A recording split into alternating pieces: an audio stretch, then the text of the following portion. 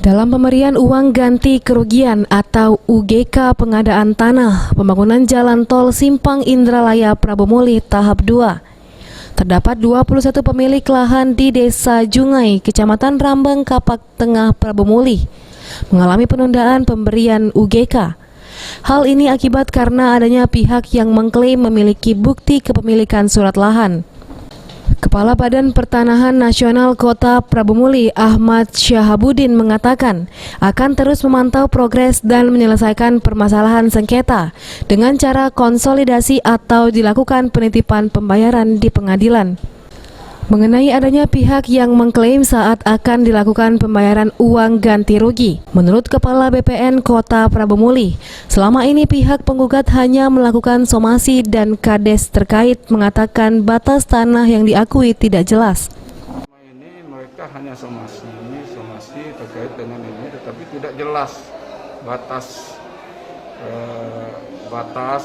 tanahnya sampai menggugat dalam tahap. Ada juga surat dari Kepala Desa Judi menyatakan bahwa lokasi surat itu tidak berada di sana, dan masyarakat yang mengklaim, yang menggugat tadi bahwa tidak ada terdaftar di dalam kepemilikan di kades tersebut.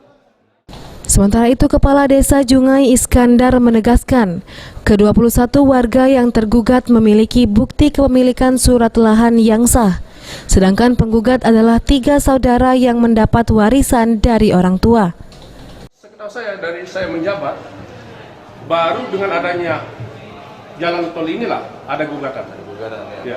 Selama ini tidak pernah. Saya sudah 2 periode menjabat, tidak pernah ada gugatan tanah ini.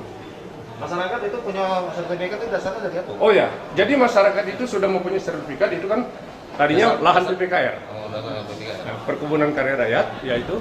Jadi masyarakat itu benar-benar mempunyai sertifikat yang sah. Dan saat pada PPKR tersebut tidak ada gugatan. Sedangkan PPKR itu kan lahannya luas. Kenapa kalau mereka mempunyai lahan tersebut tidak ada digugat? Tidak pernah digugat. Itu. Beni Firdaus, PAL TV. Ya, bintil Bunjung. Yang pertama itu yang kedua.